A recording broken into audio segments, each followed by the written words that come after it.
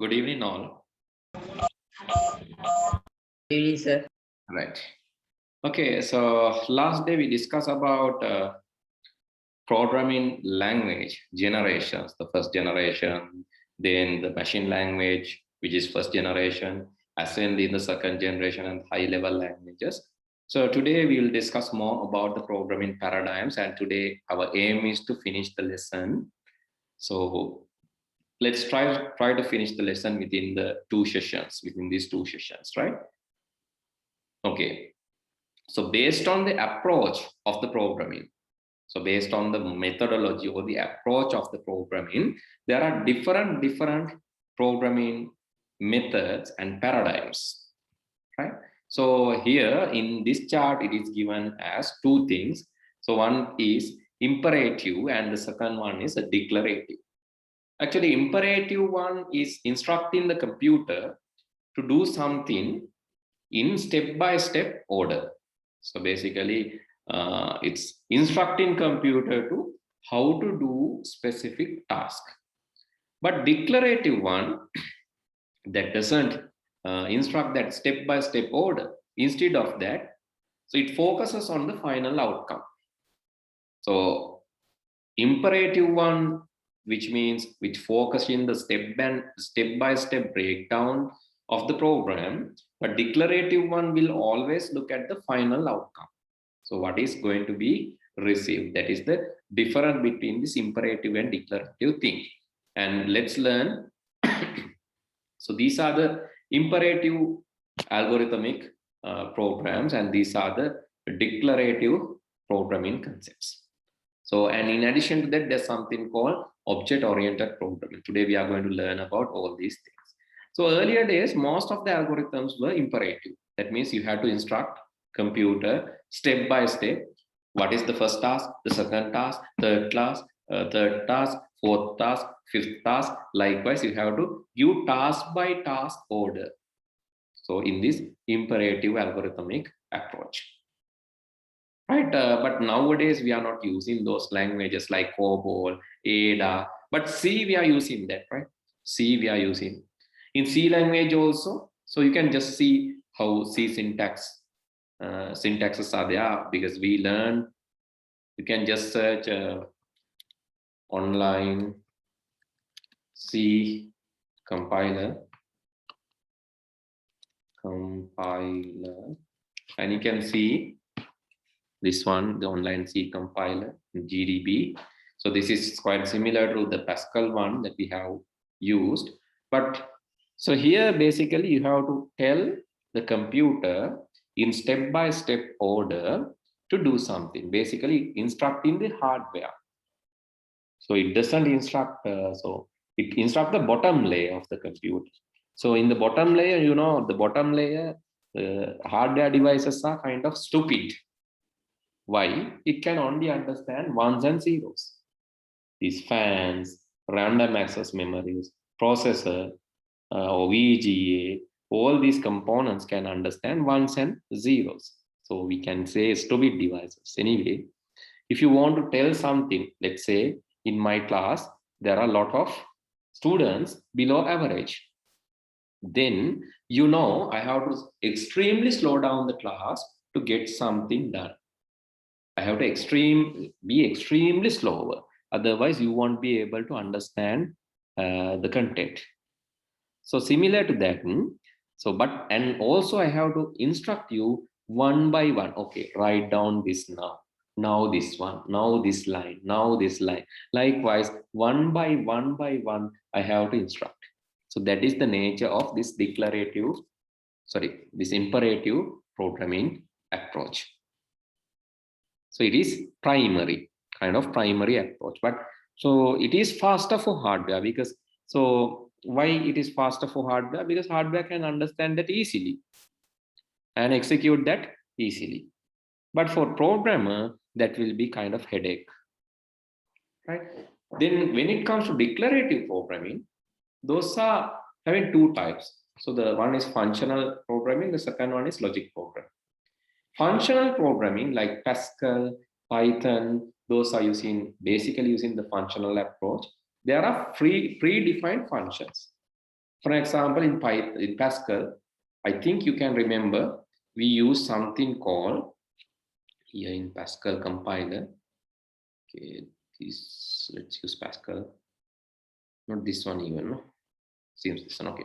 Here you can see write line, write ln. That is a function. Then you have write, it is a function. Then you have read, there is a function. Then you have read, there is a function. Likewise, you have to give this using set of functions or predefined methods. That is functional oriented approach. Right, let me write the same kind of program in Python. So here you can see, so a equal 10, b equal 7, print a plus b. So these are the print is a function. And not only that, I can say, right, print the CHR character of 65. 65 character code, print the character. And again, I can ask print the order or odd or the number of letter D. What is the number of letter D? ASCII number of letter D. Likewise, these are predefined functions. You should know this function when you run the program. You can see print will simply print the output. Yeah. So print a plus b, it is 17. Print a minus b, it's 7. Print a into b, it's 70. Print a divided by b, it is 1.42. Print CHR of 65. Character 65 is letter A. Print ORD of D. The code of letter D is 68. That is the ASCII code you learn in grade 10. ASCIIs. If not, next week we will do that lesson again. You can also participate to grade 10 lesson and learn the ASCII, BCD, Unicode and FCD. We plan to do it next week. We have planned to do this next week. If you miss that in grade 10, please participate to that class and learn.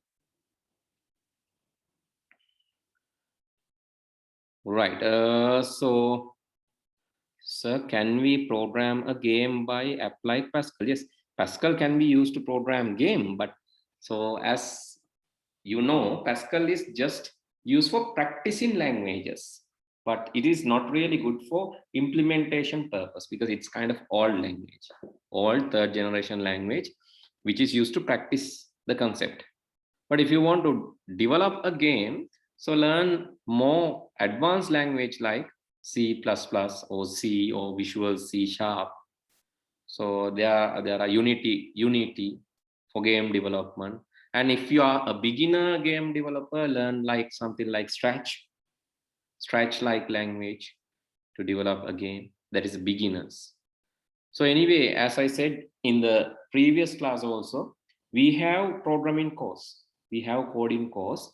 We collaborative with Nanasala project. So we are giving the certificate to Nanasala and you can participate to that. So that is in collaborative with them. Actually, we do the lecturing part and they do the evaluation part. And the syllabus content and those other things, administrative stuff will be handled by them. And we are doing the lecturing part for them. And so you can also do that teen programmer and maybe junior ICT programmer, that one where you will be learn coding related to web related coding or web-based development. And you will be learning code related to IoT, Internet of Things, Arduino codes basically.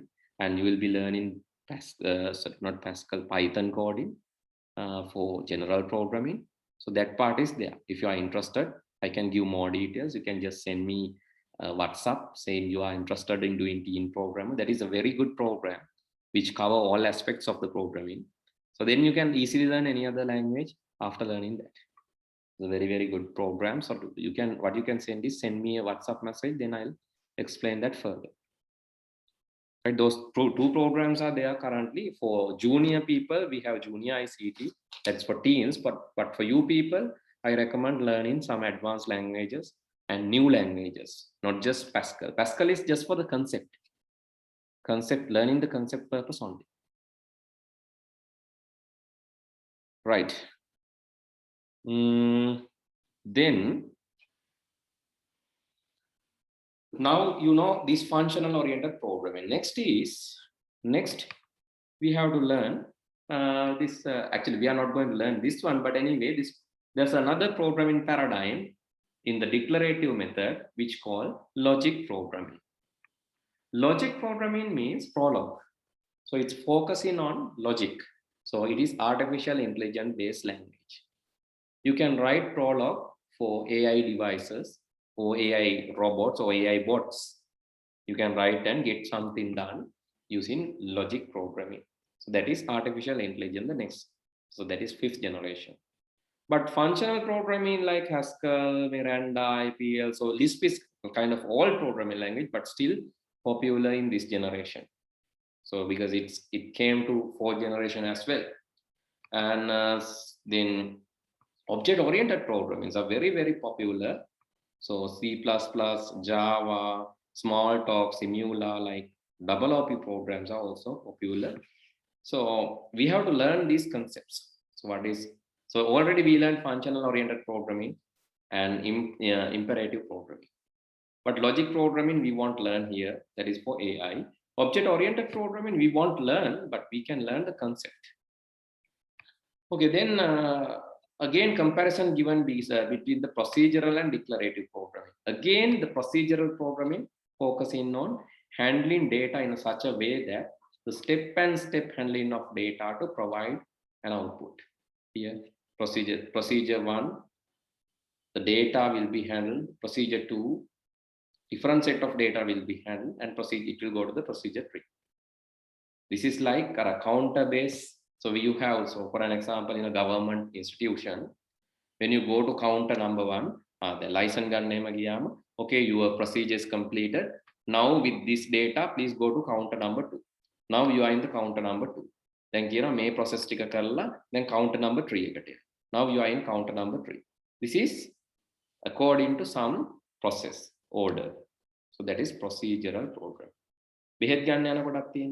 First you go and book a number. Maybe you are in a clinic, you book a number first, then go to the clinic, and doctor will be prescribing you and maybe giving different tests, medical tests and all. Then you have to complete that. Then go to the pharmacy and buy the prescription. So that is one by one. That is step by step. It instructs how to do something. So that is procedural programming. So Python or the Pascal-like programs it has procedural paradigm features too. Pascal has procedural programming paradigms. That's how we learn Pascal. And declarative paradigms develop a structure and elements of the computer program by indicating the calculation of logic without control flow. Here, remember the special wording. It doesn't contain with this control flow, without control flow. That it is without control flow. Please highlight. So no control flow is mentioned, but only thing is it focusing on get the work done. So the program itself does not explain how it is executed, but so rather than stating how to solve the problem, it designed to solve the problems. It is designed to solve the problem, but it doesn't explain you this is step 1, this is step 2, this is step 3. So I have good example for this, but it is really bad to use that. That's why. සමහර කන්තෝරු ළඟ ඉන්නවා සමහර ඔය රාජ්‍ය කටයුතු කරන තැන්වල දැන් නම් නැතුව ඇති මම දන්නේ නැහැ. මම අහලා තියෙනවා. හරි. බොහෝ තැන්වල දැන් මට නැතත් මම බොහෝ විට යන්නේ නැහැ රාජ්‍ය ආයතන වල වැඩක් කරගන්න. මම හරිම කලාතුරකින් තමයි යන්නේ. මොකද it's like very slow most of the time, but not always, some places. So එහෙම ගියාම සමහර තැන්වල ඉන්නවා මම සමහරවල්ට මගේ employees ලා එහෙම යවුවම, so some of my employees are telling that කොහොම ගියාට හරියන්නේ නැහැ, so please go ඔතන ඉන්නවම කැරකි කවුරු හරි, so please talk to him and get it done. So that is not a very good method, by bribing. So that's not very good method. I don't like that, but anyway, so that some places that is there, especially when I was there in Bangladesh, I was there in Bangladesh for some time. So a lot of corruption. A lot of corruptions are there. So in Sri Lanka also, some places there are a lot of corruptions, right? And so here the basically procedural programming is step-by-step method. But the second method with this declarative program, you have to go and tell the need. Okay, let's say there's that kind of fellow, a greedy fellow here looking at you, and he's telling you, might be he will come and tell you, hey, I will get this done. So then you have to give some pocket money to the particular person and he will go and get that done. But that's not very good example. That's what I say. So, but anyway, so these declarative programs are like that. It doesn't show you the control flow, but it will get the work done. That's all. So that is in the fourth generation. Mostly in the fourth generation, these declarative programs were really popular, like SQL, like programming, because you call the database and say, I need this data. Then database will give you that data. That's all. So you will not see any steps in the middle, but you will get the data. So that much of easy programming is there in the fourth generation. But third generation, you have to tell the steps. But fourth generation, no need to tell the steps.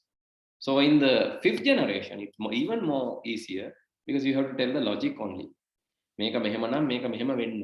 If someone is father of Amal, and if someone is father of Amal, and Mala is sister of Amal, then who's the father of Mala? Right? Understood the question? So listen carefully, right? So here you have someone is, and someone is the father, yeah, of Amal.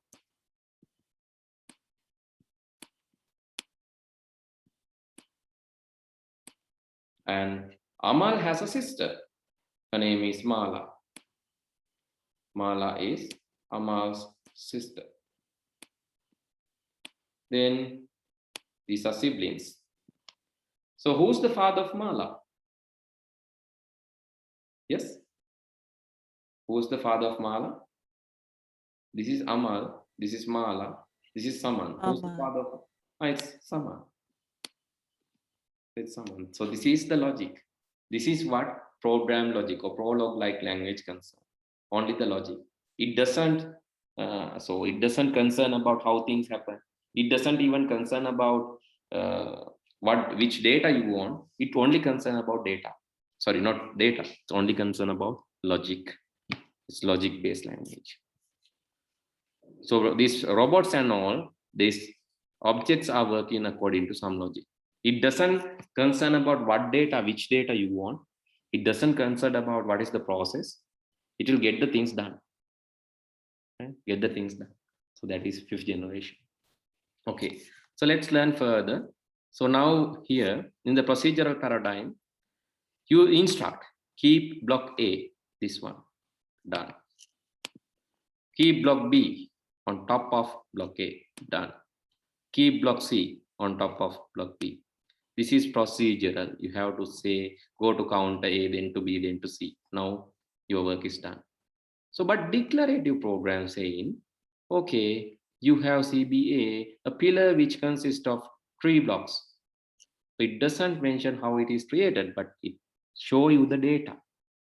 And the next one is, under declarative program, you have the AI-based programming. It doesn't even show you the data. It works. That is work in robots or logic, right? So that is the different generations. Okay, so then comparison between structured and object-oriented paradigms. Again, structured paradigm is quite similar to this procedural paradigm. So structured paradigm is also informing, it's also telling the computer how to do a work done by set of or series of steps. A structured programming paradigm provides facilities to understand and modify the program. System is divided to subsystems and top-down flow of it. Right? So this is how. So anyway, data shared among these steps. In the structured program, data are shared among these steps. I'll show this graphically. You can see this one here, procedural languages. This is the code. So you divide it to modules. This is the large code, large system. You divide it to 2 modules or 2 codes. That code you divide again into few more codes. Here also there's link. You divide it to few more codes and get the things done. So it affects on this data. These subunits work on this data. It is shared. That is procedural languages. Right? Then object-oriented language, those are not like that. Data resides within the component. Data resides within the component. Then you are calling object-oriented. Let's learn one concept and then you can explain all these things. And let's get back to this. Structured programming. Structured program is anyway mostly following this procedural language approach. Right? So procedural is a language style, right? Structured is a programming style. So don't confuse, right? Procedural is the language style and structured is the programming style. Okay. So let's learn the double OP. Then we can compare the other parts easily. So please write the heading. Please write the heading. Object-oriented programming. Object-oriented programming.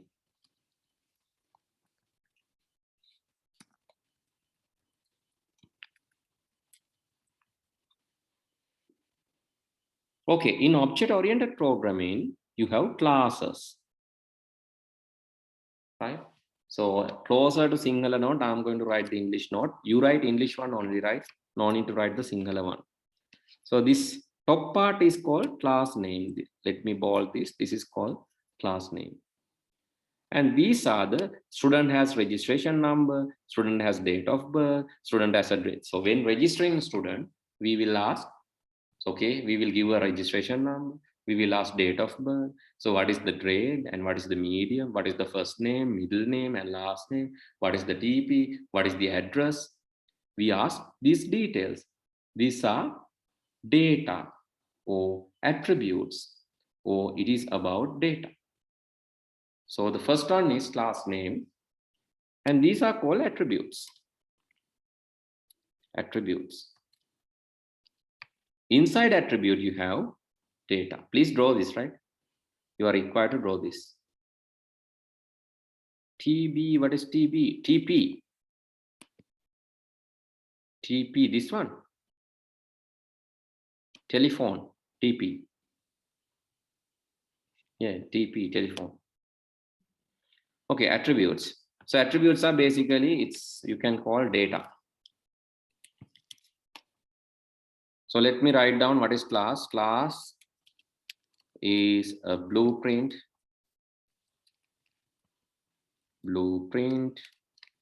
or template for a set of similar types of objects.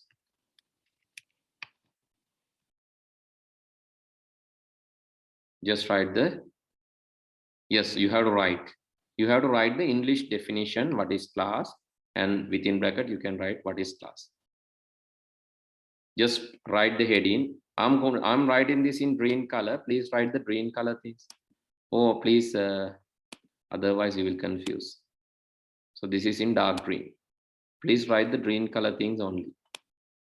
Don't write other things. Right? Ignore the singular wordings.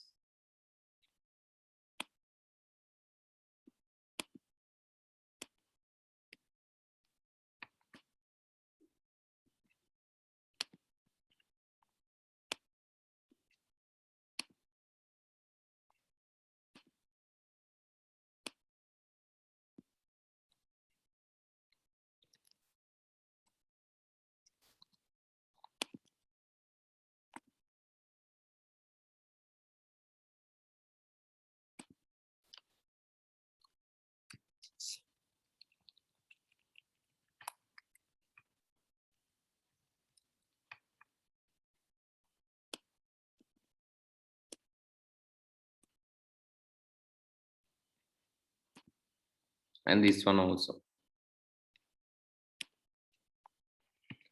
Okay, finish writing this quickly. Object-oriented concept, then about this one.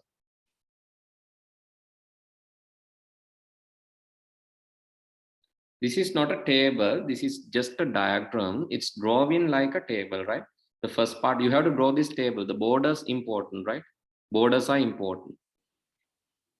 The borders are important. This is a model. This is how you represent class, so borders are important, right? Please draw the borders. But this curly braces and all just for naming purpose, but these borders are very important. Just draw the borders properly. Okay, since some are asking questions, so blueprint means basically it's also the template, or you can say it's a model, right? So synonym, let's go to the synonyms. Here you can see the design, a proposal, or outline, a draft. That is very good word. Outline or draft. It's outline or draft. And so in this methods are having these brackets. It is compulsory to put these brackets, right? Brackets are really required because brackets indicate that that is a method. But here you don't have brackets. But in these methods, you have brackets. So please indicate the brackets. Brackets are compulsory to mention the methods. Right. The next thing is, okay. Anyway, in object-oriented approach, there's something called class. So we learn about that. Class is just a blueprint or template, or it's a draft, it's a model, right? It's just a draft or outline. And so if I ask, okay, what is the medium of student? You can't say. What is the grade of student? You can't say, but you know there's a grade, but you can't tell a value. What is the first name of the student? You cannot tell. But when you create an object from the particular class, when you create an object from the class, right, here you can see the same thing, same working model, same blueprint, same template. But when you create an object, you can see the values. That is the specialty of object. Okay, right there, object. Object means an instance of a class, or we call a real life representation, or an instance of a class. A real life representation or an instance of class is called object. Object means the actual thing. So please draw this again. Student name is Bodhana. Registration number is 564. Date of birth, you have some date of birth. And you have the medium, and you have first name and last name, telephone number. So these are having values. That means actual object. How many objects you can create using a class? You can create any number of objects using a class. So you can see this has the programming code. This has the processors programming code, as well as related data. Programming code and related data related to the particular subject is there. Programming code and related data related to the particular subject is there with this class and the object. So this is called object-oriented programming. So let's, right, blueprint is the sketch. Yes, blueprint is the outline, or blueprint is the draft. But when you create actual thing, that is called object. Okay, please draw the object and show this. Right, now you know object and classes. Let's move to our workbook, sorry, reading book. So now we can see these objects. Objects are having properties and methods. We learned that. Here you can see the first object has object name, the class name, and attributes and behaviors. So these objects are communicating using message passing to each other. So you can, so this is an example. In library system, so if you take the object-oriented approach, the classes that you can recognize are catalog, librarian, book, library, and maybe student. There's another one, student. So these are the participants. And these participants are interacting each other by sending messages, right? So you can write here, in addition to that, in object-oriented programming, participants, objects, are communicating with each other by passing messages.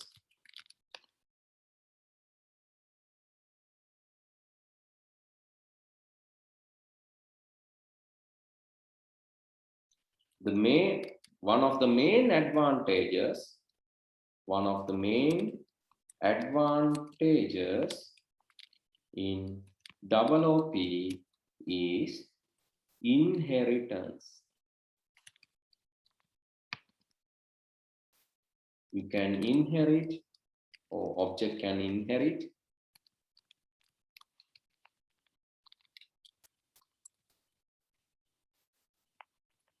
from a parent class. Example,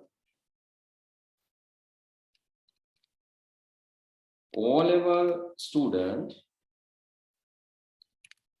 is also a student having same features.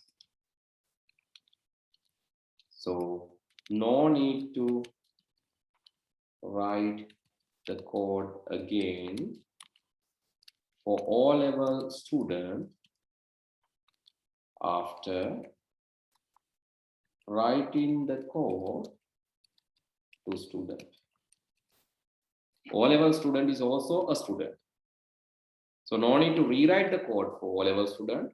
If you write code for student, no need to rewrite the code for O-level student. That is the advantage. That is one of the main advantages